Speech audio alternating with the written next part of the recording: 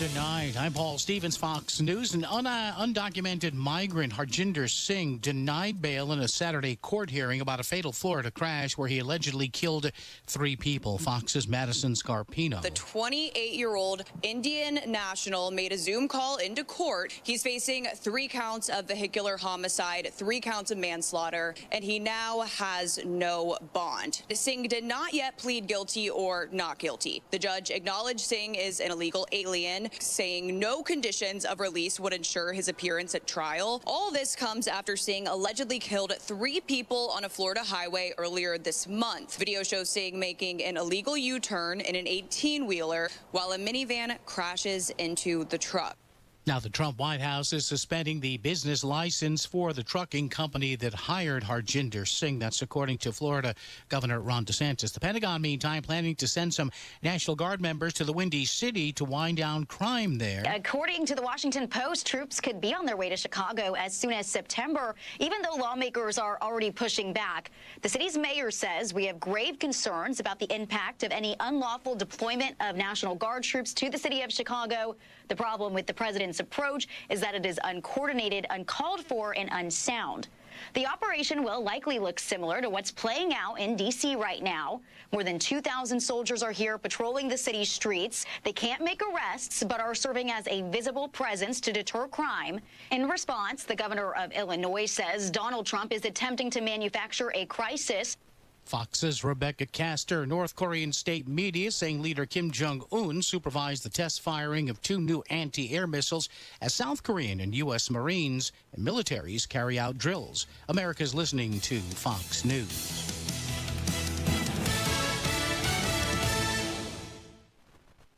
I'm Emily Campagno, and I'm taking you inside the Idaho murders. In Moscow, Idaho, a small college town, one case so violent and heartbreaking shocked the nation. 4 students were found brutally murdered in their off-campus home, prompting a cross-country search for the cold-blooded killer. The Fox True Crime Podcast presents Inside the Idaho Murders, the evidence, the manhunt, the killer, and the victims. Listen and follow now at foxtruecrime.com. Every weekday, it's your go-to source for staying informed and entertained. The Fox News Primetime Highlights Podcast, offering a curated selection of the most impactful moments of the Ingram Angle, Jesse Waters Primetime, Hannity, and Gutfeld. Listen and follow now so you never miss a moment of the action-packed highlights from these must-watch Fox News Channel shows. Go to foxnewspodcasts.com or wherever you listen to podcasts. America's listening to Fox News. 93 WIBC Mobile News. On the level, on the go. Honoring Lucas, mostly cloudy and 69. I'm Jake McDaniel. Here's what's trending at 11:03. Forrest Lucas was the founder of Lucas Oil, and he died yesterday. The Indiana native built his company from the ground up, turning it into a major name in both motorsports and professional sports through partnerships like the naming rights for Lucas Oil Stadium. His company and the National Hot Rod Association both posted on social media, honoring him as a visionary who will be deeply missed. Lucas was 83. An early morning shooting on IU Bloomington's campus the week that students are moving in. Ryan Hedrick has more on that. Imagine being a parent of a student who goes to IU Bloomington and getting alerts starting at 2:41 a.m. on Saturday talking about a shooting on the campus near 10th and Walnut Grove. That's exactly what happened Saturday morning, say police. An 18-year-old woman shot another woman that she knows, but police say that that woman and the other woman do not go to the school. Police are still looking into this. Ryan Hedrick, 93 WIBC Mobile News. And that shooter was identified as Chase Strickland. The Indianapolis Colts won their final preseason game over the Cincinnati Bengals yesterday afternoon, 41-14. Splitting time at Colts quarterback was Riley Leonard and Jason Bean. Colts start their regular season on September 7th. They take on the Miami Dolphins for a 1 Eastern kickoff. Your American Standard Cooling Weather Center forecast. For today, cool and comfortable, mostly sunny, becoming partly cloudy, winds gust to 20 miles an hour, high temperatures in the mid-70s. Tonight, low temperatures in the low to mid-50s. I'm Wish TV, Storm Track 8 meteorologist Ryan Morse for 93 WIBC. I'm the still level, going on the for go, it, and even on with higher stroke risk from WYBC.com. atrial fibrillation, an irregular heartbeat not caused by a heart valve problem. Over a 3-year study, Eliquis apixaban tablets reduced stroke risk better than warfarin, and over 97% of Eliquis patients did not experience a stroke. A first stroke occurred in 2.9% of warfarin patients versus 2.3% of Eliquis patients.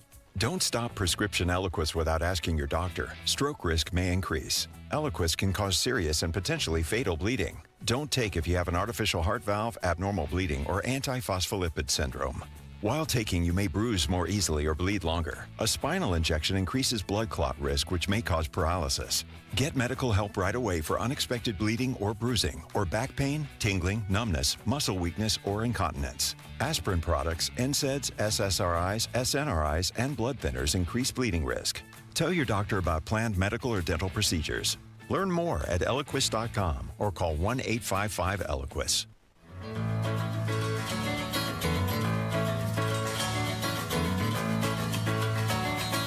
Okay, everybody, look alive. Look alive. I'm over here. I'm playing Get your dead. stuff together.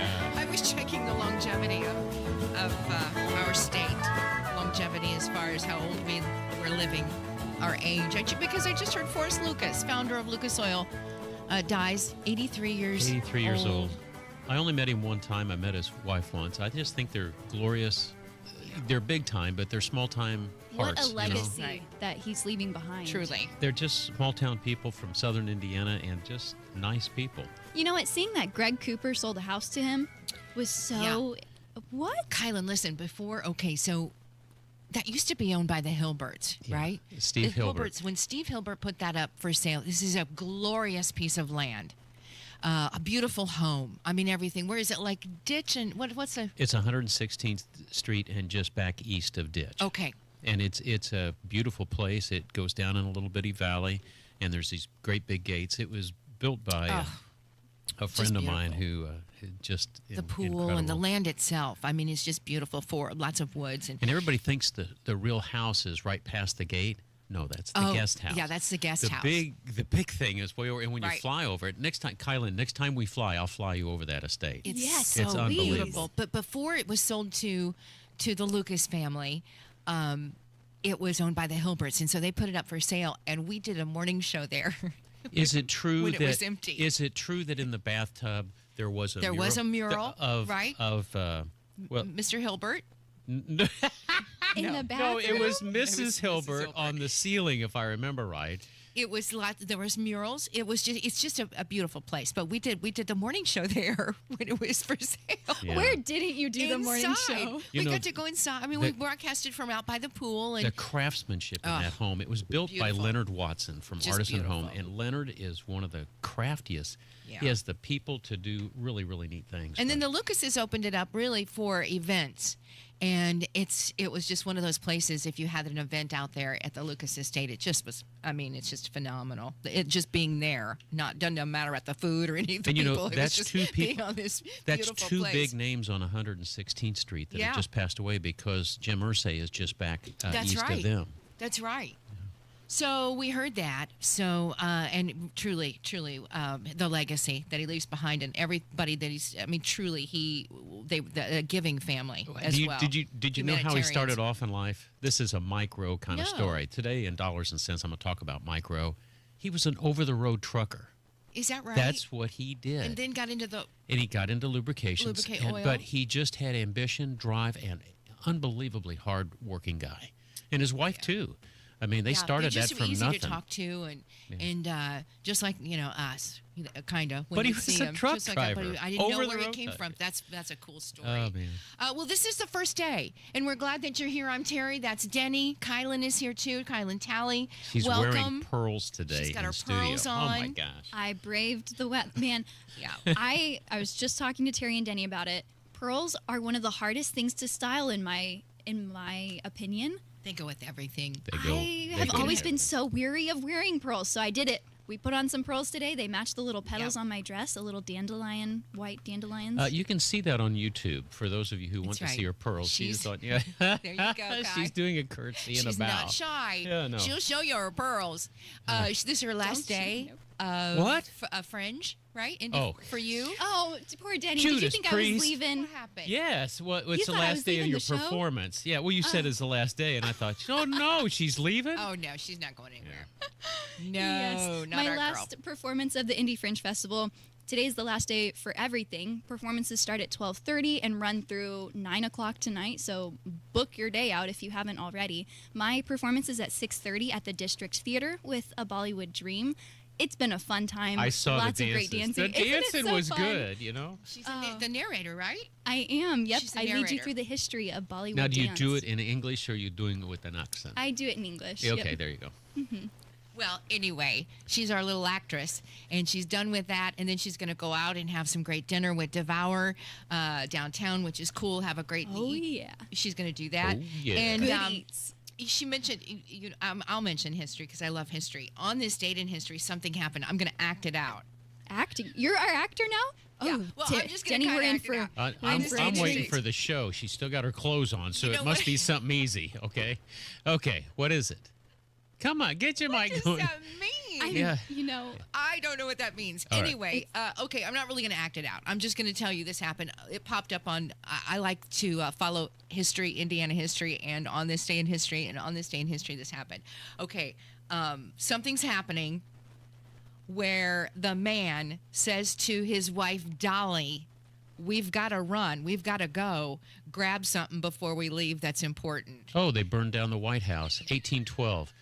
Yeah. Why didn't 14. Dolly Danny, Madison. you scared her. She On this would have way to acted that 1814. out. Oh, she wouldn't have acted that out. I wouldn't have. Nope. No. That's what happened on this day You know, in history. and I saw- Dolly fled. They left the city, and she grabbed the portrait of George Washington. She grabbed the portrait of George Washington, and then they left. The You know- British came in. They had a nice dinner. They ate everything that they could find, and then they burned it down. Tom Rose, who used to broadcast from that very seat where you're sitting, was working for the vice president, and he invited me to go to the White House, my one and only trip. We went around the back down to the basement where the culinary stuff takes place, and you could see the smoke and where the char over this stone portico. Wow, And Tom was telling me that is from the smoke from the fire of 1812. Still? Yeah, it's still there. They didn't clean it up. 1814. 1814. That's pretty awesome. It was I'm cool. glad they left it. Oh, just they- as a reminder, yeah. and it's history. Never trust the English. I think all the kids are back in school today. That was I a mean, good meaning line. Now, right come now, on. That was a good it was line. Good. But I want to get to this because I think this is funny. I follow everybody, I think, in Indiana is back in school now, right? I Even believe so, college back, yeah. getting back. And so there's a guy that I watch on social media. His name is Mr. Lindsay. And he's a middle school special ed math teacher. And here's what he's telling parents you need to know when it comes to new words that kids just still can't stop saying. Words you hoped were going to die over the summer but are definitely coming back this school year and what they mean. Mr. Lindsay here to remind you of some of the words that are coming to a classroom near you this fall. Word number 1, Giat, still going strong. Okay, it does not mean go you athletic teens. It does not mean get you act together. It is a reference to a big butt, and when they say this, they are referencing a big butt. Next, we have skibbity. It's alive and well. Are we any closer to a consensus on the definition of this word? Absolutely not. Some say it means something good. Some say it means something bad. Most of them just use it as a filler word whenever they have the impulse to say it. Skibbity. Sigma. Are you Sigma? If you are, that's a good thing because Sigma means the best. Next, we have what the Sigma or what the Sigma. You would think that it has something to do with the definition of Sigma. Well, if you thought that, you would be absolutely wrong. Because all it is a filler phrase to express anger or bafflement. What the Sigma? Similar to what the heck? Hope this helps get you ready to welcome those kids back this fall. Words you hope... Skibbity is now officially in the dictionary, Now, too. what is it? Hibbity? Skibbity. Oh, skibbity. Which is, I think, an Skibbity. old word. It is a gibberish word. This is Merriam-Webster's definition of it. It's a gibberish word from Skibbity Toilet, a popular YouTube show featuring human-headed toilets battling camera-headed humans. That's funny. Quite nonsensical. I'm going to play Mr. Lindsay every Skibbity. week so he can keep us up on what we need to know. If you had grandparents or parents that grew up in the 20s, There was Skidamarinky Dinky Dink, Skidamarinky Doo. They had all of this stuff, and when they were young, and so they made fun of us when we came up with our own words. But they had their own goofy words. You know what? This is nothing new. No. It's just another generation that is doing the same thing every other generation before them has done. We're going to take a break. Secret code words. Yeah, secret code words. It's 11:14. Thank you for joining us here on WIBC. Also, for those of you that are watching on YouTube, thank you. It's 11:15, 69 degrees. It's a beautiful day this first day. 93 WIBC. Can't win playing by.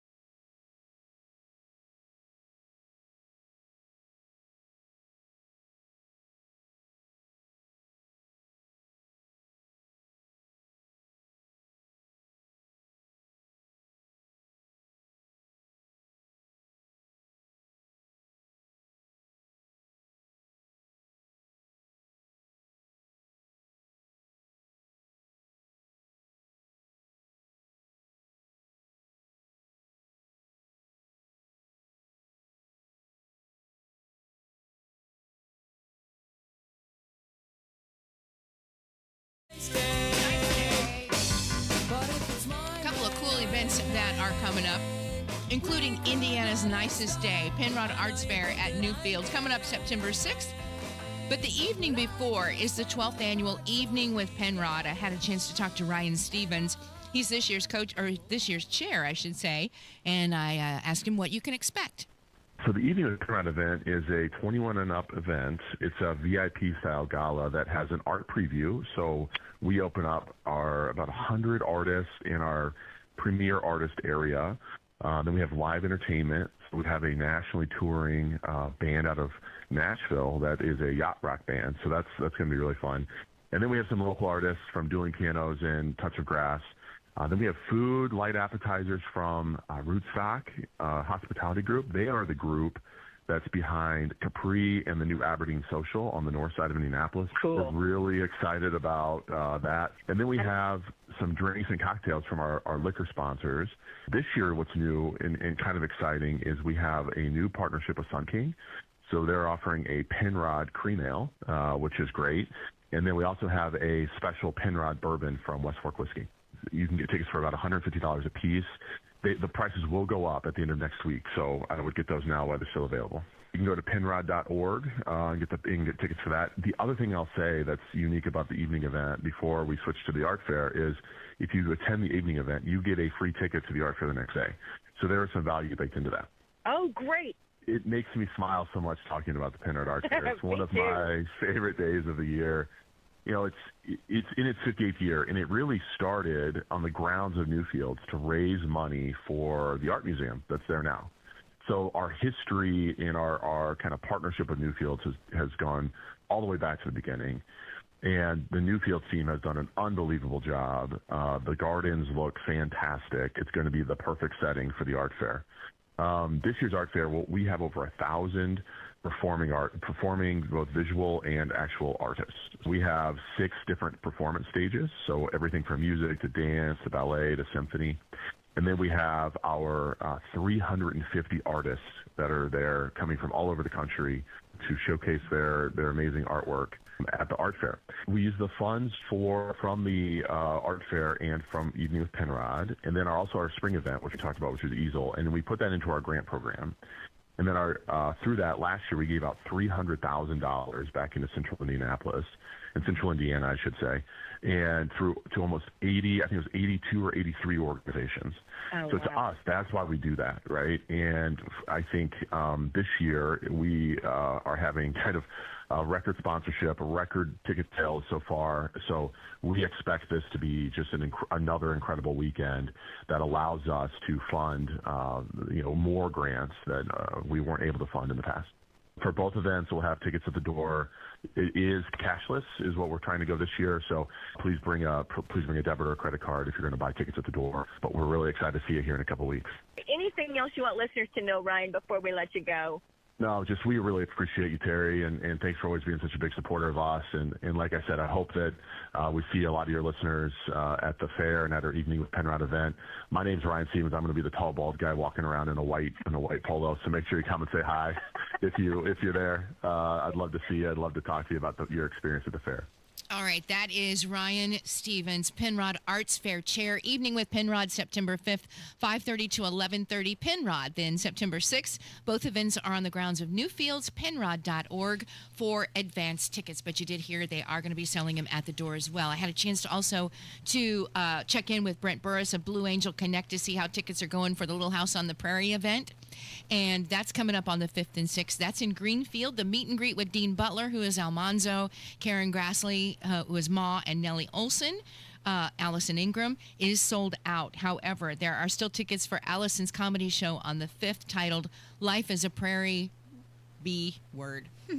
And then there are still tickets to the dinner on Saturday evening. BlueAngelConnect.org. Coming up in just a few minutes, Kielynn and I had a chance, Denny, to talk to Craig Schulz, who is the son of the great Charles Schulz. Oh, Peanuts. About their 75th anniversary of the Peanuts gang. 75 years. They're older than you, Denny. Thank God. To hear Charles talk about it when he was alive and talk about how he didn't even want to name it Peanuts. He would have rathered it just be Charlie Brown and Friends or Charlie Brown's something. But then his the recommendations were for it to become Peanuts, which is iconic today. But to hear him say that, man, it would have been a completely different series. I liked it just because he anthropomorphized Snoopy. Snoopy was just a dog, but he was able to make him into a real human being. Kind of, with all the human feelings. Yeah, and that's exactly right. But I think animals have human feelings. I do. I believe they do. I bet they dream like that, too. I like to think that they do. No, I was checking Powerball. Nobody won Powerball last night, guys. So you've got the numbers. I'm wondering how much it will be for Monday night. Is that tomorrow night's drawing? Yeah. I don't know, but it was 700 million. Do you play same numbers every No. time? Always quick pick? Just quick pick. Yeah. Just a quick pick. You know who nobody did won. win yesterday? Who? The Colts. Oh, the Colts. But I don't even know if that counts. Do preseason? They don't count. The players weren't even on the field. I think it counts for them mentally and for fans mentally. I think I do. You know, I saw this trivia question yesterday, if I may. Who or what was the name of the Colts' first mascot? What the skibbity? Do you know? Does anybody know in the chat room? Does anybody know? No. The Colts first. Now, I remember the Colts when they first came. There was a horse. There was a a horse. A real horse, a beautiful white horse. A It colt. was a pony. A pony. And anytime there was a touchdown, you remember the beautiful Colt cheerleader would be the one. She'd ride the horse out. So cool. And she had a flag. And remember that? Yes. But we had another mascot. And you can't think of its name. I'll give you choices. Was his name Hoof, Bolt, Huddles, or Captain Colt? Do you know? I don't know. Huddles. Huddles? Yeah. And then I started thinking, wait a minute, didn't the Ursay girls open up a yogurt store called Huddles? I have no. Where are you digging this stuff That might have up? been a dream. I thought they had a yogurt place one time and it was called the Huddles. What the Sigma? Yeah, how am I You doing? got to stop doing that. Hey, nominations are open for the Indianapolis Colts 2025 Fan of the Year. All you have to do is nominate yourself or nominate somebody who you think is the biggest celebrant of the Colts that you know of. Go to NFL.com/fan of the year. You have until the end of September, and then the winner will be announced in December. Do you remember who the Colt Fan of the Year was last year? He was the singer. We got to talk to him. Yeah. I don't remember his name, though. Do you, Sean? Mm-hmm. His name is Sean. And what is it? Is it Sean?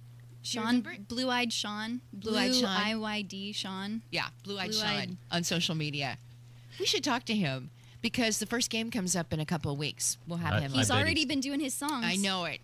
He really is. Everybody wants to sing with him, and he truly was Fan of the Year last year. Blue-Eyed Seth. Yeah, Blue-Eyed Seth. I don't know if that's what they called him. Oh. I really Seth, right? enjoyed the Seth, third. not Sean. Seth. I enjoyed the third string Seth quarterback Erskine's. in his interview. Just pure joy of a kid that was enjoying playing football, and he threw that 60-yard pass. And they gave him the ball, and he said, "What do you give me the ball for? It's a nice ball." He gives it back, and then they keep giving it to him. But it just was pure joy of an athlete that was having fun. I know. We don't see that very often in professional sports. Well, we're going to take a break because coming up, Denny, we're going to talk to Craig Schulz. You'll hear this conversation Kielynn and I had. You got some news coming up next.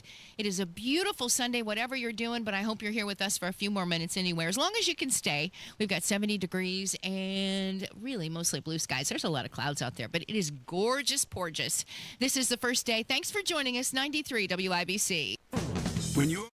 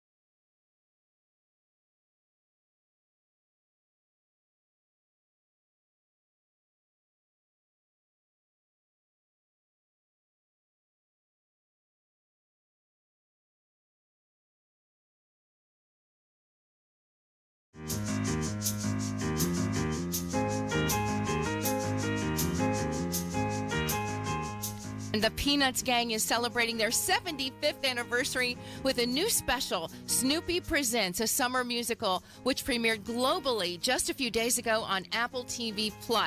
And joining us now is Craig Schulz. He is the president and CEO of Schulz Associates and son of Peanuts creator Charles M. Schulz. What a pleasure to meet you, sir. How are you? Good morning, Terry. Good morning, Indianapolis. Good morning to you. Thank you so much for your time. So what does this 75th anniversary of Peanuts mean to you personally, as probably a fan, I'm sure, and also the son of Charles Schulz? Yeah, well, I think personally what it means to me is that I think my dad's legacy is alive and well, and Peanuts continues to grow and grow and grow, as we can see through our studio, and the amount of love for the brand gets better and better every year.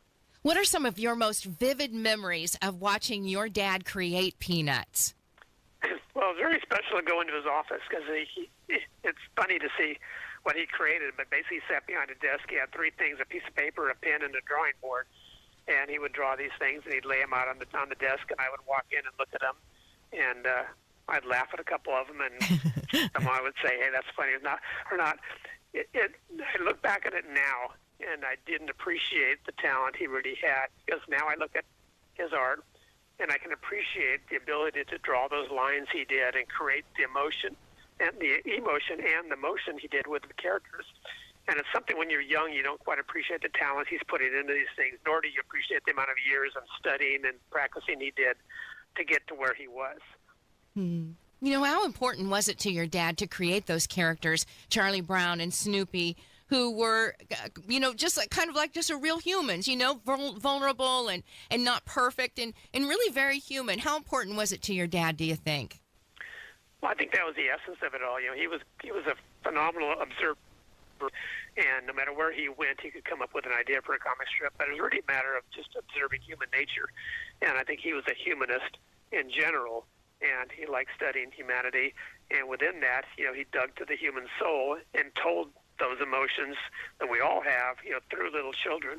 And I think they're more related when a little children tells you how they're feeling emotionally. It's more powerful than it is from someone that's 35 or 40, telling you they have some kind of emotional problem. So he really struck a chord there on what he created. Oh, okay. Would it be unfair for me to ask you was there any particular character that you loved most? Well, that's pretty much known by all my friends as Pigpen, which people kind of laugh at. Do you think you are Pigpen?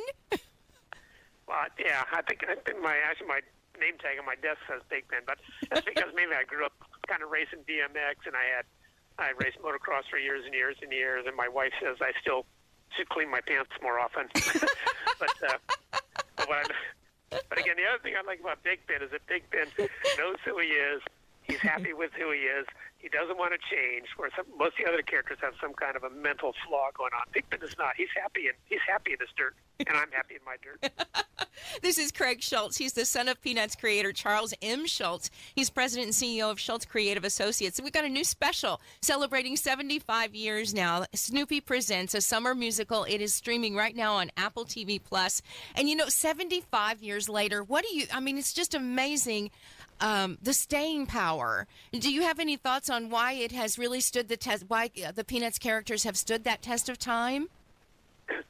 I think there's little doubt why it stood the test of time. It's mainly because no matter who you are, no matter what country you are, no matter what your religion or background ever is, there's some character you can relate to. Again, I relate to Pigpen. You might relate to Lucy or Pepper and Patty, whoever knows it is. But there's little bits of all of us within each of those characters. My dad, for example, was like 90% Charlie Brown, but he wanted to be Snoopy. And we all want to be Snoopy. Snoopy's got the dream life that none of us really have. So I think that's what makes it so relatable. You don't have to get too involved in reading the thing to understand that, okay, I relate to that kid. Yeah. He has the same problems I'm dealing with. So yeah, that's why I think it will go on forever. Yeah, me too. Are there any untold stories or maybe behind the scenes moments from the creation of Peanuts that you wish more people knew about? Well, I've never been asked that before. But I can move on. You don't have to answer that question. If that one is something that probably is a hard question, I guess. But should I move on? Yeah, go ahead. No, Okay. that one has me stumped. I have to It's think about okay. that one first. That's okay. Okay. Well, you think there was ever even a minute when your dad considered ending the strip or changing it significantly? Yeah, the only time he really did think about ending the strip, and that happened a couple times, was really dealing with corporate America. You know, when he had the contract that was due for renewal in the early 70s, and most people don't realize this, but in the early days, you never actually owned the property, whether it be Dennis and Manus or Peanuts or BC, any of those companies. The syndicate owned the rights to those things. So in the 1970s, my dad kind of drew the line and said, "Hey, I want to have creative control. I want to have ownership of these characters," and it set up a legal battle. And he said, "Well, I'm just going to quit drawing the strip then." And they eventually caved into him, and he was, I think, he was the first cartoonist that ended up owning his characters. Wow. I wonder, here's the thing. I mean, you're carrying that torch. You're continuing this legacy of Peanuts. As a producer and creative contributor yourself, was there ever a question that you wouldn't do that? Yeah, we answer that question every day. I tell somebody in a previous interview, when my dad started, it was him. He had a business manager and a secretary. There was 3 of them in the office. Now we have 20 people in the office. We see like 15,000 items a month come through our studio for us to approve. We look at every single one of those things, and we turn down a great deal of them because either the artwork is not done right, or the themes are not right, or they don't fit the Peanuts world. And so we're doing that all the time, every day, with a huge staff of people that do that. Looking forward, what's next for Peanuts after this major milestone? Before we talk about the movie, about any major milestones, are there new projects or shows or commemorations that you're thinking about on the horizon? Well, the big thing is always obviously the 75th anniversary, and I think across the globe, our licensees will put out all sorts of different things for the 75th anniversary, special events, and so forth. We have a new Macy's Day Parade balloon coming out this year. Oh. Yeah, which is always exciting. Yeah. Snoopy's been the longest running balloon in the Macy's Day Parade history. Oh, wow. Wow. He's been there. Yeah, he's been there forever. That's a fun fact. Yes, I didn't know. But anyway, there's a new one coming. There's a new one coming, which is exciting. And yeah, we kind of run them. I think they do a 3-year cycle typically before we create a new one. And and then we got again these specials. My son Brian and Neil, his writing partner, have done 7 specials for Apple TV Plus under the Snoopy Presents banner. And the musical is the latest and the greatest. And the latest and the greatest. Anything you want to talk about? Because it is streaming right now on Apple Plus. Anything you want to talk about before we let you go when it comes to the film? Yeah, no, I think people are going to love it. They love it because it's a musical, number one. The musical is done by Ben Folds, which people are huge fans of. Alan Zachary, Michael Weiner, and Jeff Morrow, directed by Eric Weiss. It tells the story of Charlie Brown loving the summer camp, and he finds out it's going to be closing down because of progress. A mini mall is moving in the area, and he wants to save the camp for his younger sister, Sally. It was his first year at camp. So he bands together with his group of crazy characters, and they come up with a plan to save the summer camp, which is really a metaphor for life. I tell people, the story's all about once things are gone, they're gone forever. I look at school with school and music and shop and wood shop and car shop. Those things disappear. They don't come back. And that's what this special represents. So I think a lot of people and a lot of adults will be able to relate to it beyond the fact that the music is phenomenal. Oh, Snoopy Presents, a summer musical. It premiered globally just a few days ago, streaming now on Apple TV Plus as the Peanuts gang celebrates 75 years. And what a pleasure to have a few minutes with you, Craig Schulz, the president, CEO of Schulz Creative Associates, and also the son of Peanuts creator Charles M. Schulz. Really nice to meet you. Thank you for continuing on his legacy. Thank you, sir. 11:44. How about that? Coming up, Denny. And Denny will be speaking about what in dollars and cents today, my friend? Mike Rowe, Dirty Jobs, Love is him. one of my heroes, and he's got some lessons for all of us, and we're going to share them. We should get a chance. He's awesome. We should schedule him. He really did. for You know he was an opera singer? I did. Oh. I knew he was an opera singer, but you know other things about him that I did not. But we'll work on that for you, Denny. But All right. anyway, coming up, Denny's Dollars and Cents right here on the first day, 93 WIBC. Can't win playing by.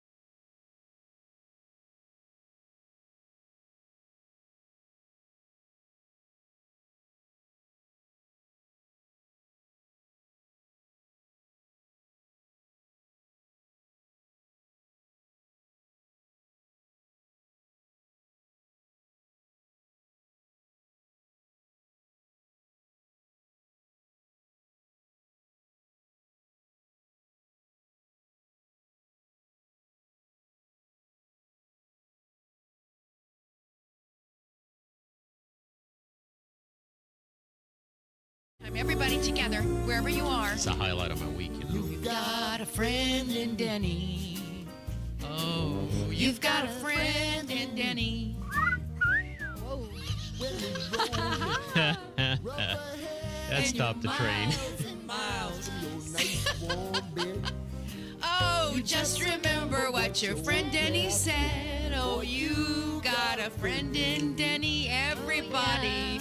You All right, got a ladies, friend in Denny. I have a question for you. Okay. When you were growing up... Is it a math question? No, it's a lady I haven't question. done math in so long. When you were growing up, did your parents ever say to you, boy, I hope you marry a craftsman, like a good carpenter or an HVAC technician? No, ball player. My dad, he grew me right. He grew me right? Yeah. Let's start All right, Let's start that again. My father raised me right. He was a carpenter, so I was always in the shop with him. There you go.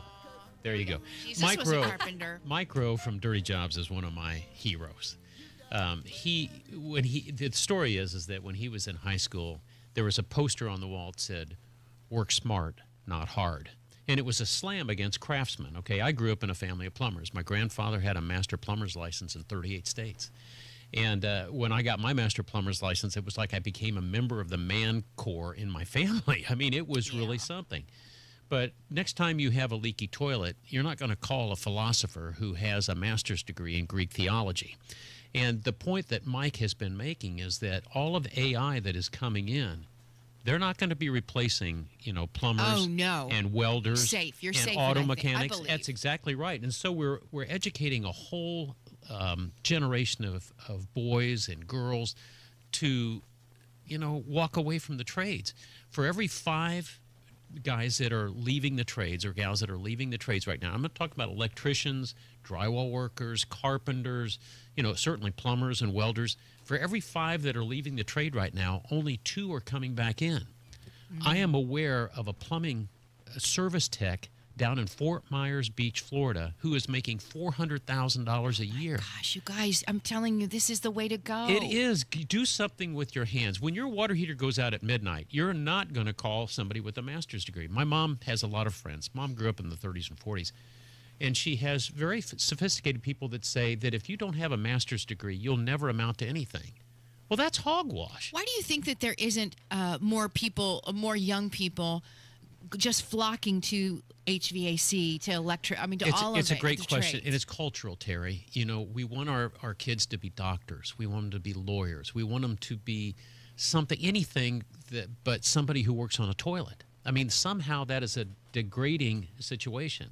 And it's not right. Your daddy was a carpenter, Kai. Yeah. I feel like it comes in waves because we went in this wave of, like you said, we want elite, air quote, jobs where it's exactly. That's a you're good doing word this to big use, stuff. yeah. But then for me, I'm looking forward to that too, where you go into a trade, you have all of those options open to you. It's not just a family thing. Exactly. I agree. I could see there that are so happening many soon. opportunities, and I guess the message. And Denny, they really offer a training and everything, Oh, right? Education. They're free offering, training, they're free begging education, and you don't have student debt.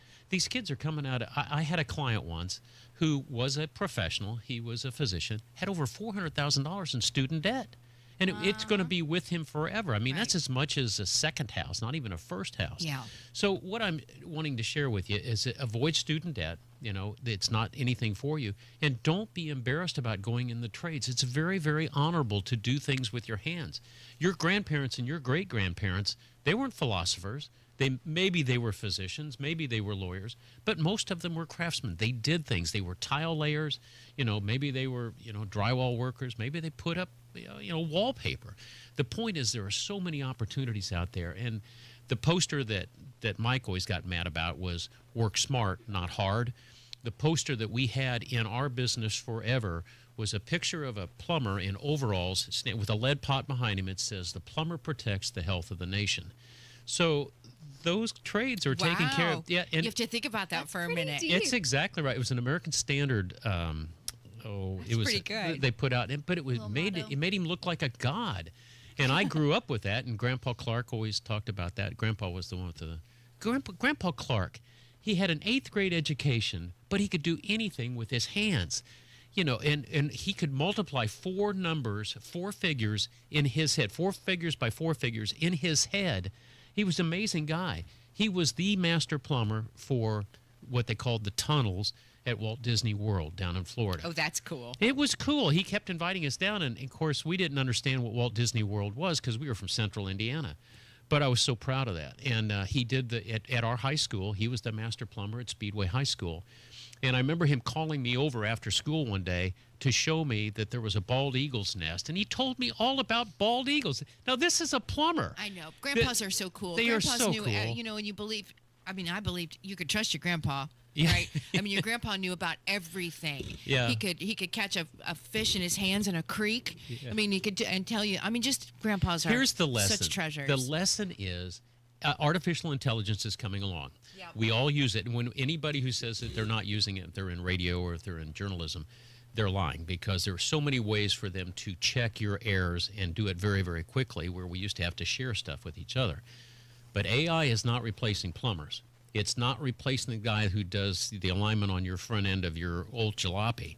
They're not the ones who can tune a carburetor.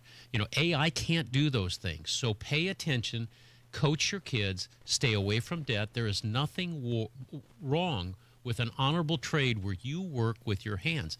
And His I'll be Florida friend, remember, $400,000. Isn't that amazing? That could That- be Florida. That's not unusual. You can get It's not 200 or unusual. 300,000 in some of the big cities. You know what, Denny? Maybe today is my last day. I think I'm putting in my notice. Maybe for me too. You'd make a great plumber. You'd make a great plumber. You've got to be. All of it's the same. You just have to be detail oriented. You have to have a little bit of ambition, and you got to be humble. And the jobs are there. The And jobs they're are really there, Terri. They're just nearly begging young people to come in, and they'll train you, and on-the-job training, and so many benefits. So, just please keep that as an option. I'll tell you one more. The young man that cuts my grass, he's cut my grass for 5 years. He ran up student loan debt, and he came to me one day, and he said, I've got an opportunity to get an apprenticeship with the IBEW. I said, jump on it. Got to. I said, jump on it. You know what? He's paid back his student debt. He's as an apprentice, he's just under 80 grand a year as an apprentice. Under 80 grand a year. It's fantastic. It's wonderful. So pay attention. It's we'll be back after the break. And no, I'm not going to clean the bathroom. No, I'm going I to think work that on was it. good. That was Okay. from your Uncle Denny, and that was a good one. It is 11:57, and we've got today's top stories. Oh, my. Today's top stories are coming up next on 93 WIBC.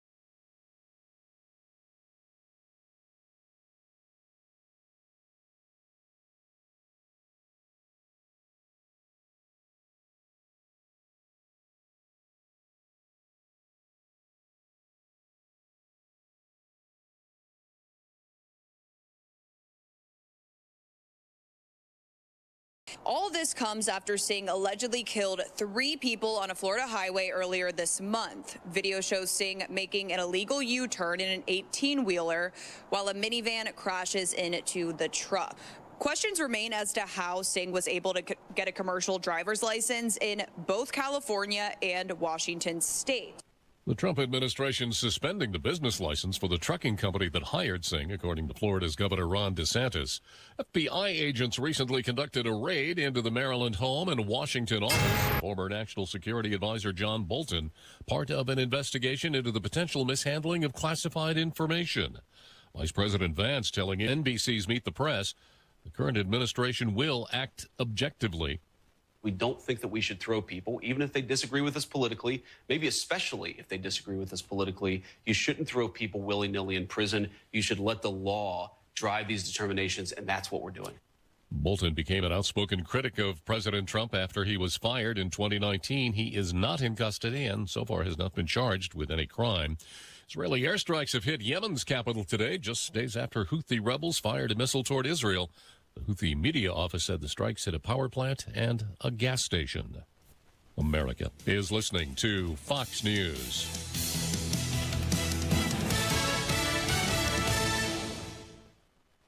Fox News Audio presents My Son Jeffrey, the Dahmer Family Tapes. He was one of America's most notorious serial killers. Now, never before heard family recordings offer new insight into the mind of Jeffrey Dahmer. This next conversation is between Jeff and I. My Son Jeffrey, the Dahmer Family Tapes podcast. Absolutely nothing is too great not to be forgiven.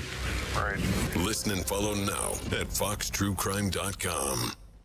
Every weekday, it's your go-to source for staying informed and entertained. The Fox News Primetime Highlights Podcast, offering a curated selection of the most impactful moments of the Ingram Angle, Jesse Waters Primetime, Hannity, and Gutfeld. Listen and follow now so you never miss a moment of the action-packed highlights from these must-watch Fox News Channel shows. Go to foxnewspodcasts.com or wherever you listen to podcasts. America's listening to Fox News. 93 WIBC Mobile News. On the level, on the go. He is being honored. Mostly cloudy skies and 71. I'm Jake McDaniel. Here's what's trending at 12:03. Forrest Lucas, the founder of Lucas Oil Products, has died at the age of 83 Saturday. Lucas, along with his wife Charlotte, started the company in 1989, building it into a global leader in automotive lubricants and a major sponsor in motorsports. Lucas Oil holds the naming rights to the Lucas Oil Stadium, the home of the Indianapolis Colts, and he has a long-standing partnership with the National Hot Rod Association, which has named its Indianapolis drag racing track in his honor. IU police are looking into a shooting from early Saturday morning near the campus. Ryan Hedrick reports from Bloomington. Message alerts started coming in from IU Bloomington to parents and students at 2:41 a.m. on Saturday, talking about a shooting on the campus near 10th and Walnut Grove. It was an 18-year-old woman who shot another woman that she knows, but police say that these two aren't affiliated with the school. One woman is in the hospital, another is in jail, and IU police are still looking into this. Ryan Hedrick, 93 WIBC Mobile News. And Shai Strickland has been identified as the suspect. The average price for gas in Indiana today is $3.13 a gallon, says Gas Buddy. That's down 8 cents from last week and up 2 cents from last month. News time, 12:04, your American Standard Cooling Weather Center forecast. For today, cool and comfortable, mostly sunny, becoming partly cloudy, winds gusts to 20 miles an hour, high temperatures in the mid-70s. Tonight, low temperatures in the low to mid-50s. I'm Wish TV, Storm Track 8 meteorologist Ryan Morse for 93 WIBC. I'm Jake McDaniel, on the level, on the go, and on WIBC.com. I'm still going for it, even with higher stroke risk from atrial fibrillation, an irregular heartbeat not caused by a heart valve problem. Over a 3-year study, Eliquis apixaban tablets reduced stroke risk better than warfarin, and over 97% of Eliquis patients did not experience a stroke. A first stroke occurred in 2.9% of warfarin patients versus 2.3% of Eliquis patients. Don't stop prescription Eliquis without asking your doctor. Stroke risk may increase. Eliquis can cause serious and potentially fatal bleeding. Don't take if you have an artificial heart valve, abnormal bleeding, or antiphospholipid syndrome. While taking, you may bruise more easily or bleed longer. A spinal injection increases blood clot risk, which may cause paralysis. Get medical help right away for unexpected bleeding or bruising, or back pain, tingling, numbness, muscle weakness, or incontinence. Aspirin products, NSAIDs, SSRIs, SNRIs, and blood thinners increase bleeding risk. Tell your doctor about planned medical or dental procedures. Learn more at Eliquis.com or call 1-855-ELIQUIS.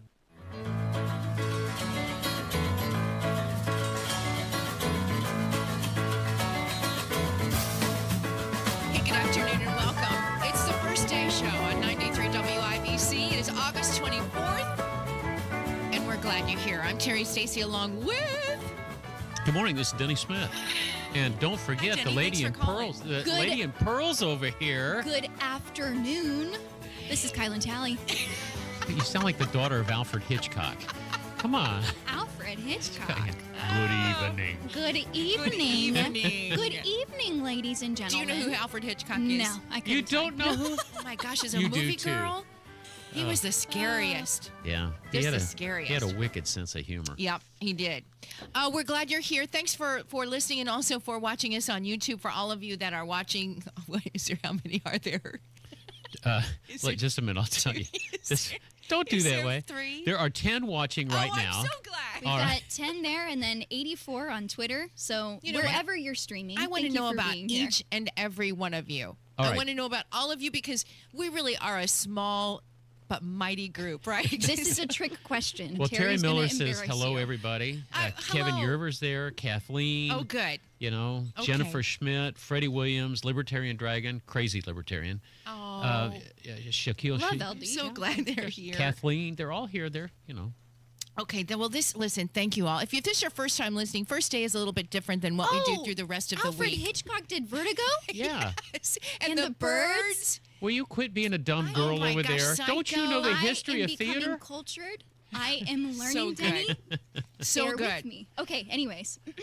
Anyway, so Colts won, if you didn't know, 41-14 in Cincinnati against the Bengals. We've got a couple weekends away before the next one, Sunday, September 7th. That will begin the regular season.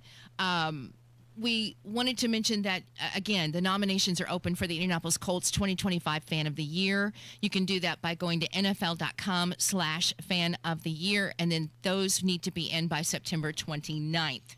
Now, third grade, what this show is really is a lot of stuff, but we kind of stay away from politics because you know what? I feel like politics is truly what divides us so much, We're not right? here for And so division. we don't want to have any division today. You'll do politics, and if there's something important happens, we would certainly tell you that. But we just kind of like to start the week off, thus the first day, just kind of on a lighter note, right? Just in case this is your first time watching, and I hope that you like it. Get the positive momentum rolling for you.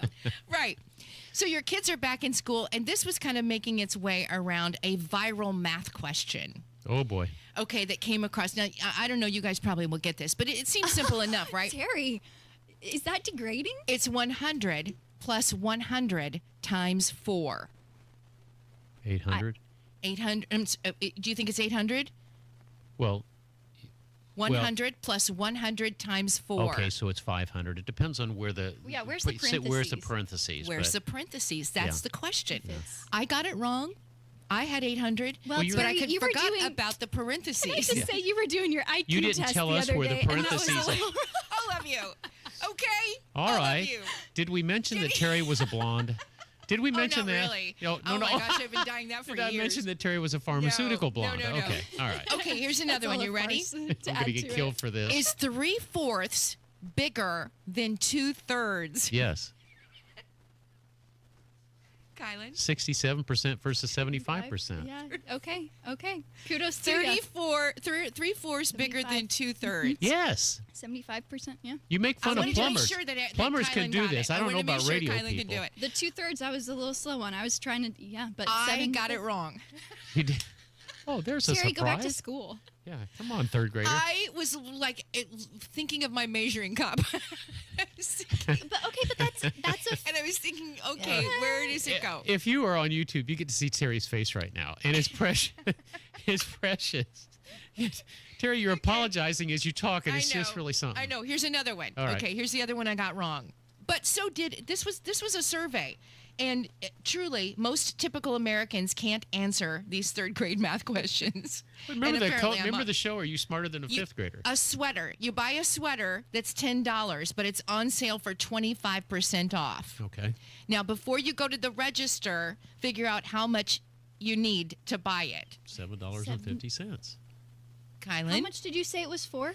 It's $10 and it's 25% off. Yeah, $7.50. For some reason, I heard $100. I was like, where are you shopping? What? Okay, but no, $10. Yeah. Mm-hmm. I am so bad with percentages. In particular, tipping. Yeah. I'm really bad when it comes to figuring out how much is my tip when it's like you want to give them 30 or 20, 5%. The new in between machines, there. they will coach you through Oh it. my They will gosh. coach you But in through my it. brain, I want to know. 15% was always hard. Well, now the standard tip is 20%. Oh, you know what? Guess what? We got to take a break because we got a guest coming. Yes, we do. Gotta go. Way to go, everybody. You knew we were Well, supposed you to were be the mouthy one over there. You're putting us back in school. Putting in and this third isn't- grade. You Miss didn't even Wilson tell is time. watching. All right, something pretty serious is coming up. We got to be good. All right, it's coming up next, right after the break. Thank you for being here. It's the first day, 93 WIBC.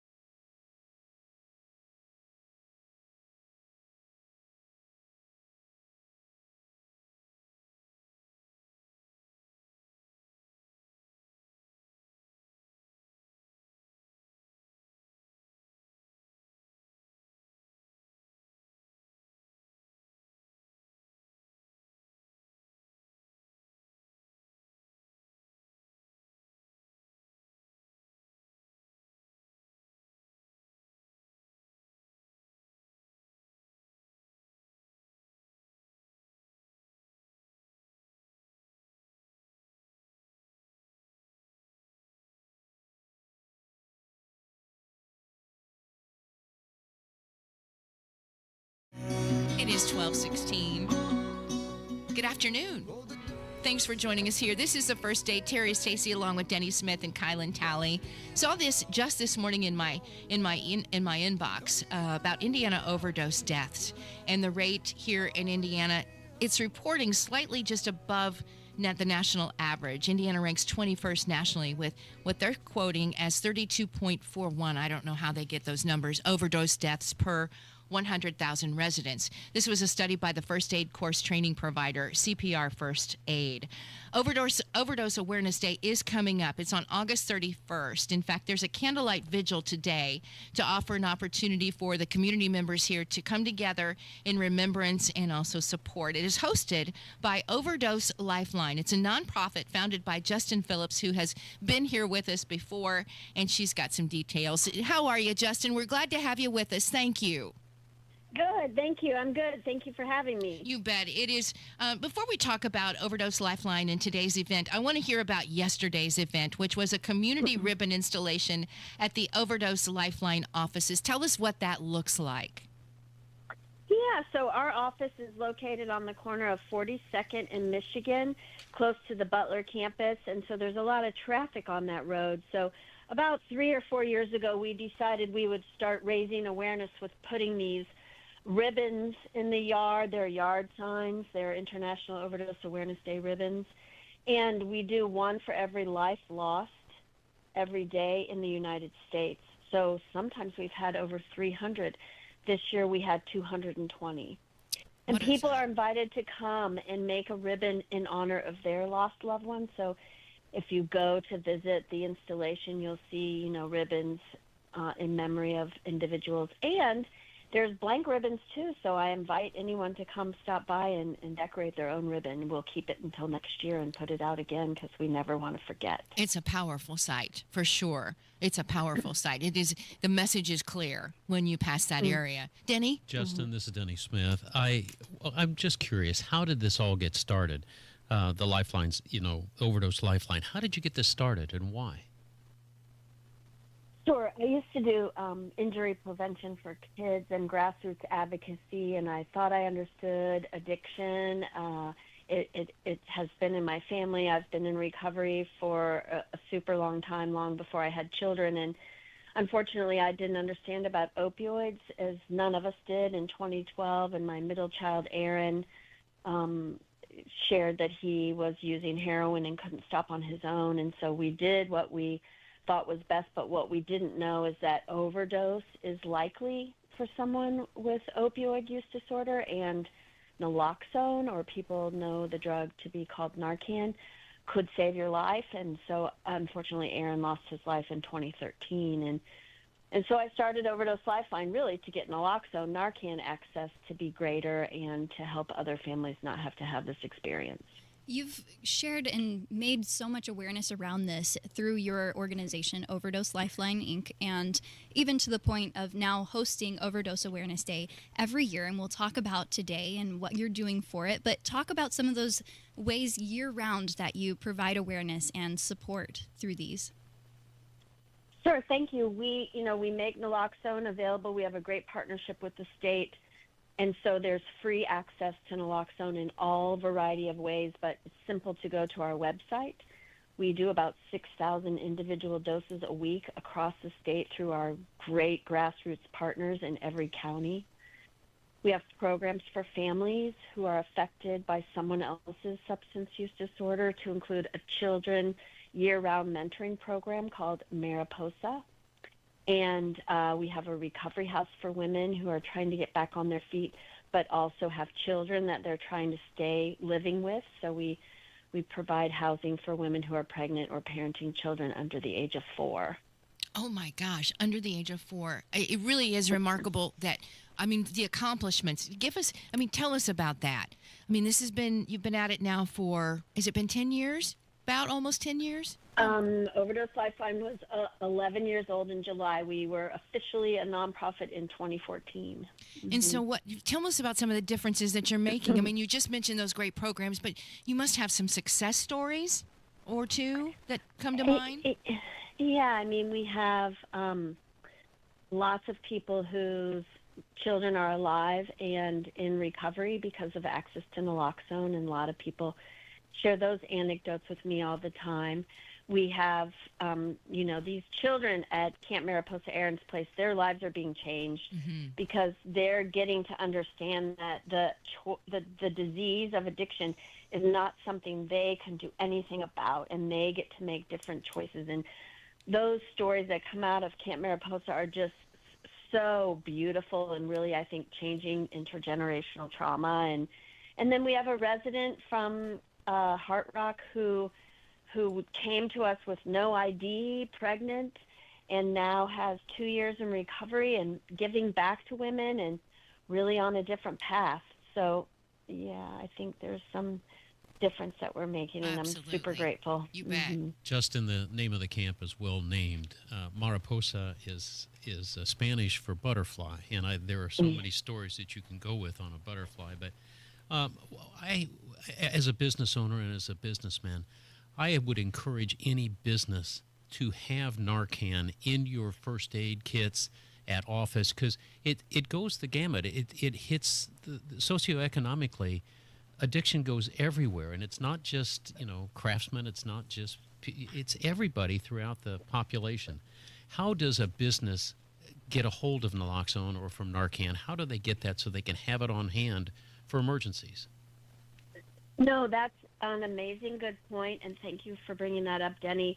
And we do have some training programs specifically tailored for employers, because it is part of the workforce, and it is affecting your employees, whether they're the ones who are suffering or they have a family member that suffers and then subsequently it affects them, right? And so we have some training programs that we provide to employers, but you can also go on our website, overdoselifeline.org, and at the very top of the webpage in a red banner, it says request naloxone, find naloxone near me, and you just click there, and it's very simple. You can go places and or you can request it anonymously, and we will mail it to you. Kielynn. There are so many different Nalox boxes now installed across the state of Indiana. There's one that just got put in at the Zionsville Police Department. There's a Narcan box installed on Purdue's campus. There's so many around that you are helping with. And I went past one time and was like, oh, look, there's some naloxone. I won't ever need to use that, though. Like, I don't need to pay attention to that. That may not be the case. And so talk on that for the public's use and thoughts around that and being open to those resources in case they do come to a time when they need it. Sure. Thank you. And we do have over 600 Nalox boxes around the state, and it's a 24/7 ability to have access. And unfortunately, much like any other medical emergency, the way we think about people should have an understanding around performing CPR, people should have an understanding around overdose prevention, because people do overdose in public spaces all the time. And we have plenty of anecdotal stories of just a lay person being willing to carry it in the same way we're willing to understand how to perform CPR and coming across someone who needs the naloxone. It's just a bridge while we call 911 and get medical EMS to arrive, but it is an effective bridge because it keeps someone alive. This is Justin Phillips, and she is the founder and CEO of Overdose Lifeline. Again, overdoselifeline.com. We've got another event that we want to share with you. It is this evening. It's the Candlelight Vigil, and it will be from 6 to 8. And Justin, just a few details. I'm not sure I know the location, and tell us a little bit more about what guests can expect. Sure. We start the event at 6 p.m. at the Indiana State Museum in the Great Hall. And we have light refreshments, and we have a wall where we post pictures of lost loved ones that have been submitted to us. So individuals could submit that photo ahead of time, or they're welcome to bring it tonight. And it's very somber, unfortunately. We're trying to really allow people the space to gather together and remember their lost loved ones. And we have a program starting around 6:30, 6:40, where we do some guest speaking from elected officials. We give some awards out to recognize people who are contributing to making a difference. And then we conclude with a candlelight vigil outside on the terrace with some music, and then individuals are invited to come to the microphone and share their loved one's name. You know, one of the pieces that's very difficult about losing anyone, and of course losing a child specifically, is that we feel that they get forgotten. So any opportunity to say their name, to bring them to anyone's awareness, is just super meaningful to those of us that have lost. Well, again, that begins at 6 o'clock. It is the Candlelight Vigil, and it's at the Indiana State Museum. And you, our friend Justin, thank you. OverdoseLifeline.com. You've accomplished so much in memory of Aaron and certainly saved lives and made a difference in this world. And we appreciate you so much. Thank you for giving us some of your time today. Thank you. I appreciate you all letting me talk about it, and for the opportunity. I appreciate it so You're much. always welcome here for sure. All right, we're going to get to some news coming up next and some more here on the first day. 93 WIBC. Zillow rank.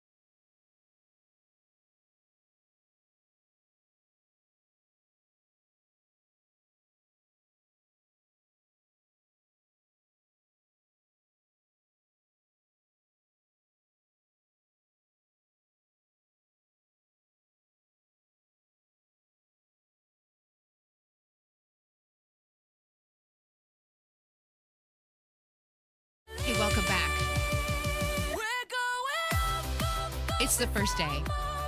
Terry, Denny just round down. We've got a guest coming in. We got two guests We coming sure up do. here in I'm Food so News. excited. I am so excited too. Kielynn, what's wrong with what you want to talk about this song for? This song has taken over everywhere. This song is from a K-pop series that just started streaming on Netflix. It's called K-pop Demon Hunters. And this song specifically... K-pop Demon Hunters. That sounds like a good one. I know. It's... I haven't seen it myself yet, but this song is always stuck in my head. It's taken over TikTok. It's taken over everything. It's now reached #1 on every major chart. That's wild. It was a good song from what I heard. It's pretty catchy. It's cute. Catchy. I do like it. Thank you for keeping us up to date, my You're little welcome.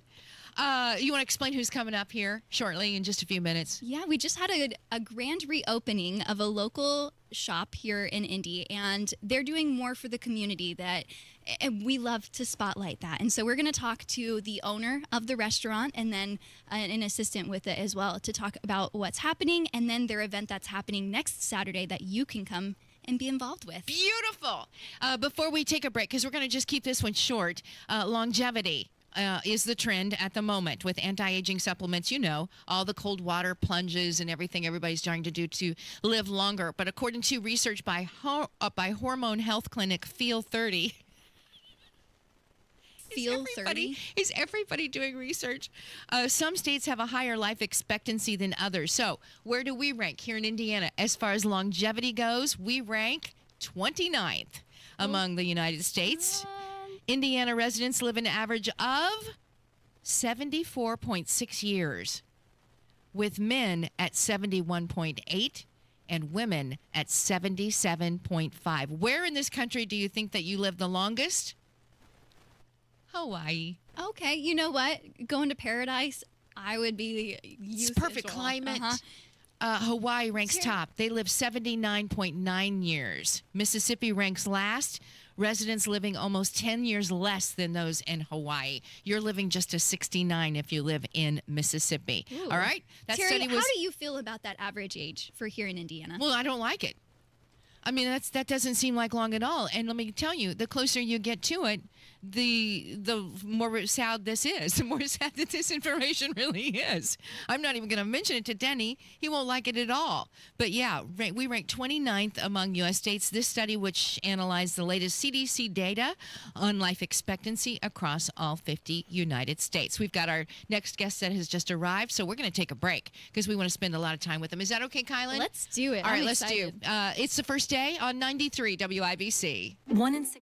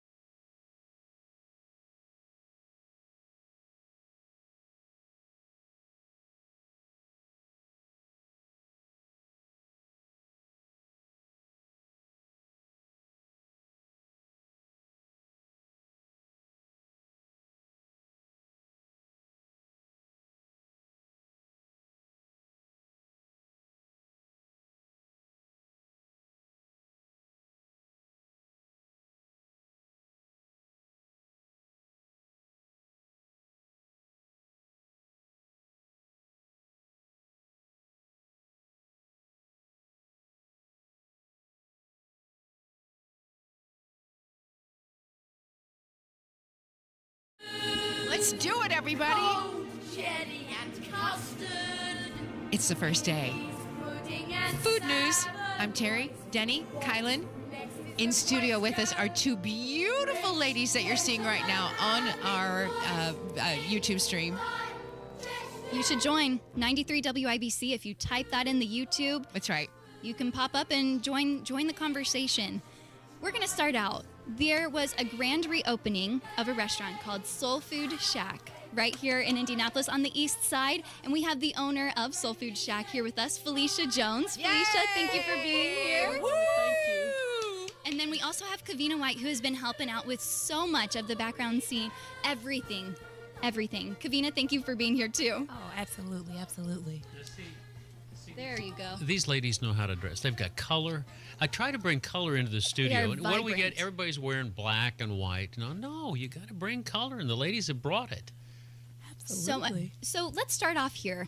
The Soul Food Shack has had a journey so far, but talk about how the grand reopening went last night, Philecia. Well, it was awesome last night. We had a huge turnout. We actually ran out of food. Yes. I believe it. Hearing the reviews, oh. Yes, we had good food and fun, and we had a recording artist there that really did a good job. We had open mic. Mm-hmm. We had a lot of people that was there just from the news clipping that I had did 2 days before, thanks to Miss Kevina. A lot of people was there just to support and to hear my testimony. Amen. So to hear your testimony. Yes.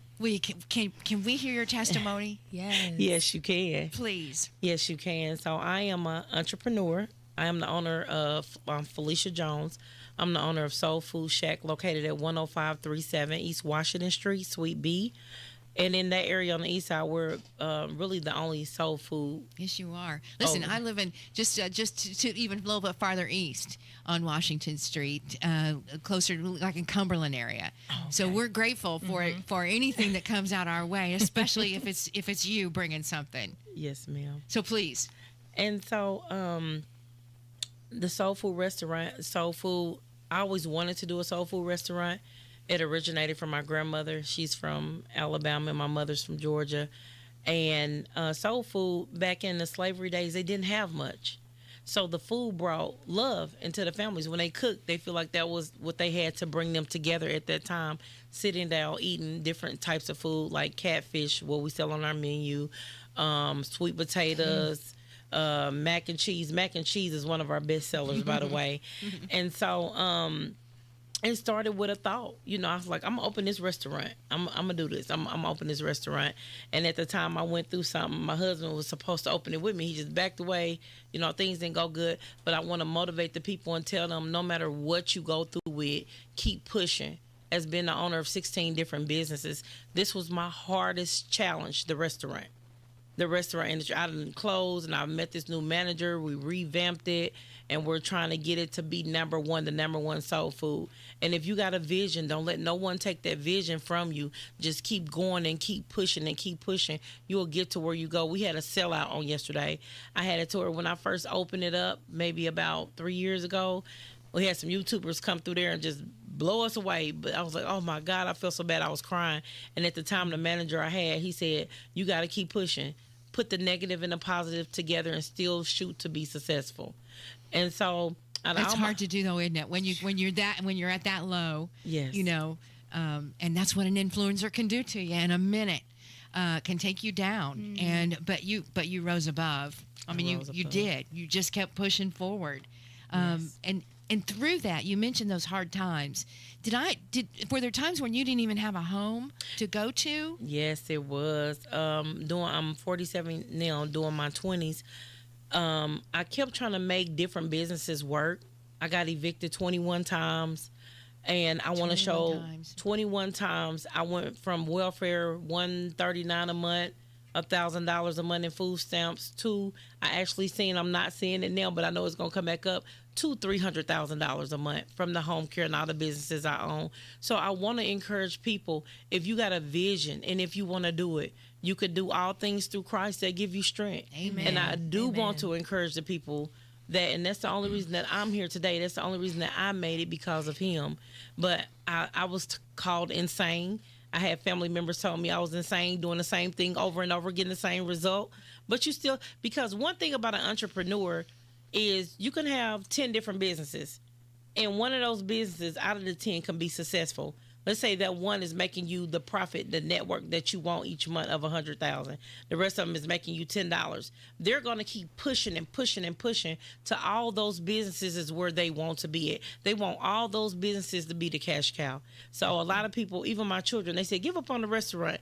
We see you. And I work through, a lot of people don't know my illness. I have 3 leaking valves from the heart, spinal arthritis, and I'm still pushing. I can do it.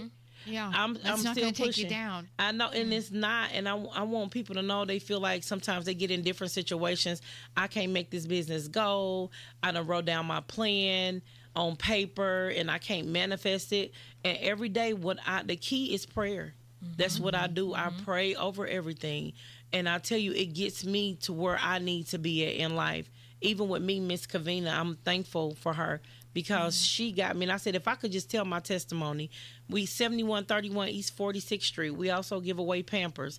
A lot of people don't know that. I haven't been able to get out there and tell people I got whole Pampers and wipes, because I want to give back. Because I remember a time I used to have to go get Pampers and wipes at different churches for my kids. I remember I used to take food off my plate. My kids didn't know that I had 5 children. 4 I birthed, and one of them, her mom passed away when she was 3. She's 21 now. And I used to take food from my plate, they didn't know it, and put it on their plate just so they can eat. Have a little bit of food in their belly. Yes. I know how it is to sleep in a car, and I know how it is to live in $1 million home. So I've been there. I've been from 0 to 100, and I still keep trusting him. I'm still not where I want to be at, but I thank God I'm pushing to where I need to be at. And if I can influence, and if I can help somebody else, that's my passion. That's my dream. That's what I want to let people know they can do it. With the restaurant, we're open Tuesday through Saturday. Now we have new hours of operation from 12 to 6. And when I tell you, it brought so many people in. From when I said I got evicted 21 times, one girl, she said, hey, I've been so embarrassed about being evicted, and I can't believe that you really shared that. Now I feel comfortable with telling you, can I have help with my rent? I said, yes, you can. Amen. Yes, you can. Even if I don't have, I have gave the shoes off my feet before and went home barefoot. As I'm going, my daughter said, where your shoes at? I said, well, they didn't have no shoes. I gave it to them. Bless your heart.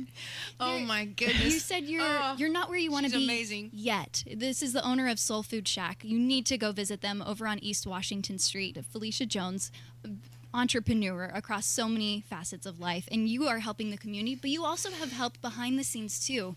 Kevina White, I'm going to bring you into the conversation to talk a little bit about how you joined this journey as well. Yeah, so by the grace of God, like Philecia said, it was God ordained for us to meet. If I can say, I wrote a book for someone. I have a literary arts company called Kevina Writes, and so I write books. We do business plans, ghostwrite, screenwriting, film writing, all that stuff. So Philecia, God brought Philecia to me. I believe that. And me to her. Yep. And I'm writing her story as well. But when I tell you, just watching her on day to day, some people just kind of say things, right? Right. But her actions and her words align. I mean, she is just such I think it was maybe conversation number 2. Oh, wow. We're like, I love you, sister. Well, listen, God, glory to God. Like I feel that from you yes. guys. I mean, Truly. I just, and I love all of my clients, right? When I'm writing books and ghostwriting and editing and all that. But it's just some that just, it's from the core. Like, I feel like we've known each other for years. And so that's how we became acquainted. But we are like, we've been in the spirit acquainted for years, it feels like. But I saw what she does, and I'm like, you know what? This girl deserves her flowers now. She's an amazing woman of God. She has personally helped me. I've seen her help other people by way of giving food to the community and things when people are in need. You see what I'm saying? She's one of those friends and I'll just say this, listen, giving you your flowers. When you say you have a need, and I called her and told her to pray with me about something. I said, I got this date. I have to pay this. I have to do this. And you know what she said to me? I got you, sister.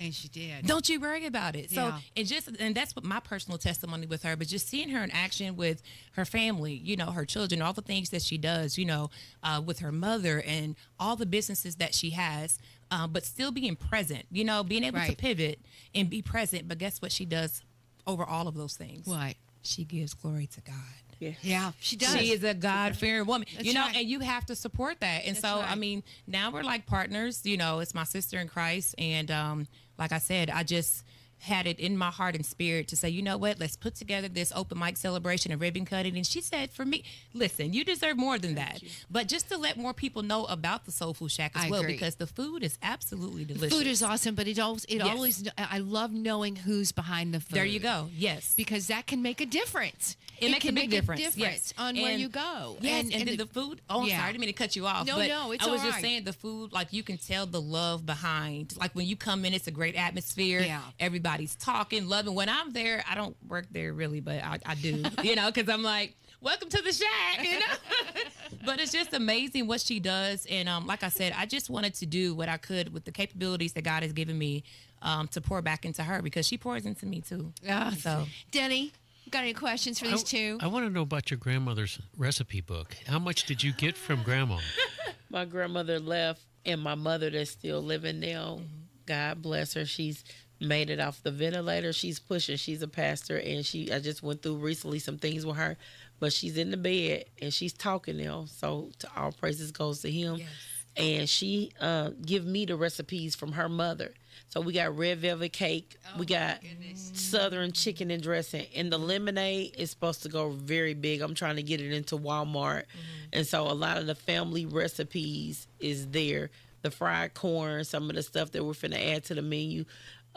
So yes, Lucy Snow did it. They couldn't even make a fire. They had to take wood and go chop it and make a fire to cook with.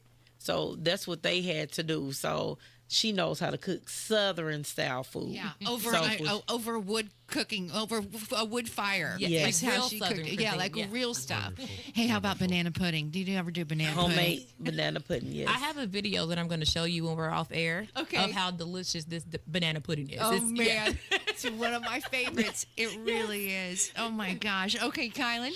I want to make sure that we get details in for next Saturday, hearing about the excitement around. So we had the reopening yesterday, but we're doing another one, right? You guys are having another event next Saturday, too. Yes, we are. So Terrence Anderson came out yesterday. Absolutely phenomenal artist. We had the ribbon cutting on yesterday. It was so beautiful. You guys tune in. It may be on the news this week. Shameless plug. Okay. But coming up this Saturday, August the 30th, we're going to continue this celebration, celebrating Philecia, celebrating the reopening of the Soul Food Shack. And so we have two more known artists in the community. They go by J. Denise and Dead Silence. And so they're going to come. All people are welcome. Okay. The open mic is free. So if you do poetry or if you sing, it doesn't matter what genre of music, you know, long as that's not it's family friendly, okay? We've got to make sure that If I want to sing something from the Carpenters. well, you can't listen. It doesn't matter what decade, what year. It does not matter. It matters with Terry. Oh, it matters. Listen, Easy now. let everything that has breath praise the Lord. So you're probably like me. I do spoken word and I rap, but my singing voice, my kids are like, be quiet, okay? But listen, so guys, come out. It's from 5 to 7 p.m. The food is available for purchase. But the open mic is free, okay? So we want the community to come out, love on Philecia, come and check out the Soul Food Shack. It's going to be a phenomenal time. You know, we'll have another DJ there too. So like I say, open mic, you know, free, come and express yourself. Even if you want to just do it for the first time, you know, come out. We're inviting everybody, veterans and people that just, if you just want to come and sit and listen, all is well with that. But my fellow East Siders, we found a new place. Again, Yes. what's the address? 10537 East Washington Street, Suite B.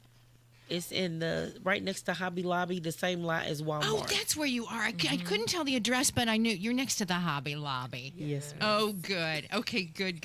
Which is in the Walmart area. Everybody on the east side, you know where you're going. Oh, yeah. Hobby Lobby. And do you have a website? Are you on social media and all that good stuff where people they can Google look? it, but we do have new hours I want to express because a lot of people say the hours not. It's right now we're Tuesday through Saturday, 12 to 6. Yes. Tuesday through Saturday, 12 to 6. So there's only one exception for the open mic Saturday, 5 to 7. 5 to but 7. we're just doing that as a specialty for the event. All right, gotcha. Oh, boy. I'm amazed at you. I am in awe of you, of what you have accomplished in your young life. If you're not able to watch us on YouTube, she's very young. What are you, 25, 30? 47. She's really accomplished so much. And again, that roller coaster ride, but you're right where you're supposed to be. Amen. You're right where you're supposed to be. And you're feeding us on the east side, and we're grateful that you're there. Kielynn? We have about 2 minutes left. So if there's anything else, Philecia, do you have any hopes for this next event and on for Soul Food Shack that you want to share? Yes, I hope to see more people out. I do want to Let's get another sellout. Yeah. Yes. And I do when I just want to let people know that at the end of each month I take or either one day of work and I help people with their meals. I try to sow back into the community what they put in there. So like people that's in need, because I know how I was before and a lot of people don't know that. We do take funding. I take 10% out of everything I make for the month and give it back to a family to help them. But I do want to see this be very successful. I do want to see, as it was last Saturday, yesterday, I do want to see a lot of people come out and just eat, have fun, no violence, just eat, drink, and be merry. The more that come out, the more she's able to help others. Yes. Because you're essentially, when you're coming and having some good food, you are helping others, and you don't maybe even know it. But yeah, you continue on with what you're doing. She's fantastic. Thank you. Please know that you're always welcome here. If there's anything that we can do for you, or gets a word out, or fundraisers, or whatever you're doing, please know you're always welcome here. Really great. Kielynn? Again, Philecia Jones. Go follow her specifically as well on social media. She has her own platform, and then Kevina White as well. I mean, heck, go and follow everything that they're doing, because it's not just this, it's so much else. You guys are change makers in the community, so I appreciate all that you guys are doing for it. That does it for us. It does it for us. Denny, thanks for today. You betcha. Great job. And also to Craig Schulz, thank you for your time today. And to Justin Phillips with Overdose Lifeline. And to both of you. Thanks for coming in thanks today. for having us. God bless Kielynn, you. anything else before we let you go? Go, like you said, eat and be merry, whether it's today with Devour or Saturday at the Soul Food Shack. Beautiful Indy. day. Get out there and enjoy it. Lots going on. Thanks for joining us today. And for those of you on the YouTube chat, thank you. And have a great week ahead. We'll talk to you next week right here on the first day. You're listening to 93 WIBC and WIBC.com. The news is next.